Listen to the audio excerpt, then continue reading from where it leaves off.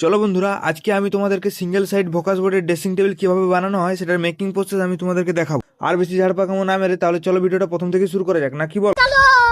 প্রথমে সুমন কাকার সাথে লালুদা ধরে করে একটা ভোকাস বোর্ডকে নিয়ে এসে মেশিনে ফিট করে দিল কাটিং হওয়ার জন্য। আচ্ছা, বন্ধুকে গুলি রিলোড করা স্টাইলে সুমন কাকা আর দাদা সিএনসি মেশিনে প্লাইবোর্ডটা লোড করে দিয়ে তাদের মাপ অনুযায়ী কেটে নিল একদম পরের পর। ঠিক আছে। কাটিং করাটা হয়ে যেতেই সুমন কাকা প্লাইবোর্ড গুলোকে নিয়ে এসে পালিশ মেশিনে দিয়ে তাদের কোনাগুলোকে ভালো করে গোল করে নিল। समझ गया। আর এদিকে দাদা বন্দুক ধরা স্টাইলে ড্রিল মেশিনটা ধরে ড্রেসিং টেবিলের নিচটাকে তৈরি করে নিল। ড্রেসিং টেবিল যে ফিটিং হবে কোনাগুলোর সাহায্যে সেই কোনাগুলোকে ড্রিল মেশিন দিয়ে ঠাকুর একটার পর একটা মেরে নিচ্ছে।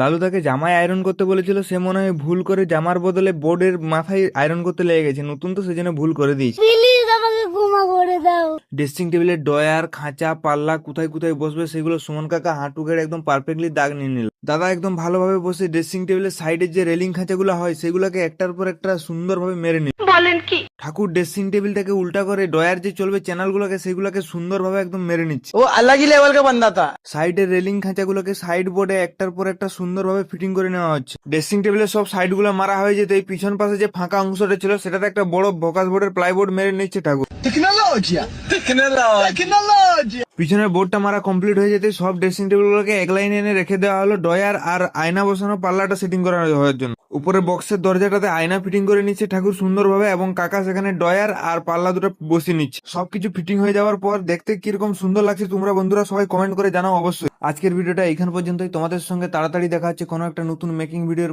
এপিসোড নিয়ে। ততক্ষণ পর্যন্ত সুস্থ থাকো এবং পরিবারকে সুস্থ রাখো। জয় হিন্দ, জয় ভারত।